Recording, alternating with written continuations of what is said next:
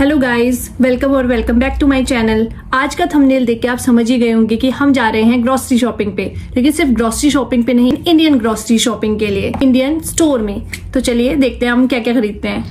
वैसे तो यूके की सुपरमार्केट्स में भी इंडियन ग्रोसरी मिल जाती है, लेकिन अगर आपको वही इंडियन टेस्ट चाहिए, वही ब्रांड चाहिए, तो आपको इंडियन स्टोर जाना पड़ता है। यहाँ आने के बाद मैं फर्स्ट टाइम इंडियन स्टोर में आई थी और सबसे पहले मेरी नज़र पड़ी मूली पे, जो कि बहुत ही ज़्यादा फ्रेश थी।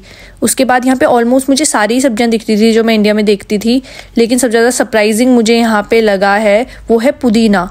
सीरियसली यहाँ पे पुदीना मिल रहा था, वो भी काफ़ी ज़्यादा फ्रेश था। और साथ ही साथ हरी सब्जी, मुझे प्रॉपर नाम तो इसका नहीं पता, लेकिन पूरी हरी सब्जी, आंवले, कच्चे केले तक यहाँ पे थे। सब्जी वाले कॉर्नर से आगे निकल के मुझे दिखा टाटा नमक, देश का नमक, और ये तो मुझे ख़रीदना ही था क्योंकि यहाँ के नमक में तो नमक ही नहीं होता है।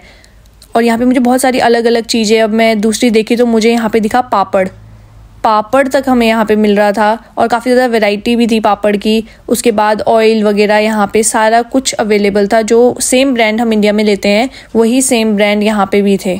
यहाँ पे मैं ढूंढ रही थी सूजी तो हमारे बहुत काम आती है चीला बनाने के या फिर हलवा बनाने के, तो सूजी का मैंने एक बड़ा पैकेट यहाँ से ले लिया था। और यहाँ मैं देख रही थी कि क्या इससे भी बड़ा कोई पैकेट अवेलेबल है, लेकिन नहीं, यही सबसे बड़ा पैकेट था जो अवेलेबल था। सूजी लेने के बाद मैं चली गई स्नैक कॉर्नर पे, जहाँ पे मुझे हल्दीराम, बिकानो, सारे इंडियन ब्रांड, बीकानेर वगैरह की नमकीन दिख रही थी, जिसकी सेम पैकेजिंग थी जैसे इंडिया में होती है। साथ ही साथ यहाँ पे भी नमकीन के वैसे ही बॉक्सेस रखे हुए थे जो अलग से डिज़ाइन किए जाते हैं। नेक्स्ट था फ्रोजन सेक्शन, जहाँ पे दाल, पराठे, मोमोज, डोसा, यानी कि सारा का सारा फूड रखा हुआ था। मोस्टली यहाँ पे हल्दीराम के प्रोडक्ट्स थे, लेकिन अलग अलग काफ़ी सारी चीज़ें थी, जिनमें से मैंने सेलेक्ट किया एक हल्दीराम का मसाला डोसा और मोमोज़। अब इनको भी मैं रिव्यू करके बताऊंगी। अगर आपने कभी खाए हैं तो प्लीज़ बताइए कि क्या आपको अच्छे लगे या फिर नहीं। वैसे तो यहाँ पे पराठे देख के मेरा मन कर रहा था पराठे भी ले लूँ, लेकिन पराठे वगैरह इजीली घर में बन जाते हैं, तो इसलिए मैंने कोई भी पराठे वगैरह नहीं लिए। यहाँ पे रोटी भी अवेलेबल थी अगर रोटी लेना चाहें तो।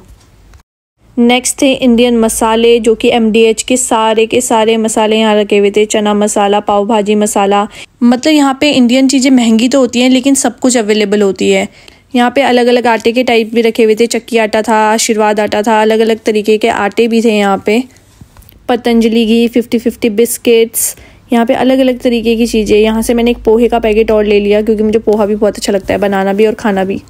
काफ़ी सारी चीज़ें हम ले चुके थे। फिर हमने देखा पार्ले जी बिस्किट्स भी मैंने यहाँ से थोड़े से ले लिए। अब मैं ढूंढने लगी जो सबसे ज़्यादा इंपॉर्टेंट चीज़ मैं यहाँ पे लेने के लाई थी, जो सिर्फ और सिर्फ इंडियन स्टोर में मिलती है, वो है धूप बत्ती और अगरबत्ती।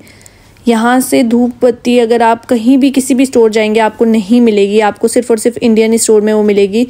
उसी के नीचे यहाँ पे मेहंदी, दिए, कैंडल्स, अलग अलग बहुत सारी चीज़ें भी रखी हुई थी।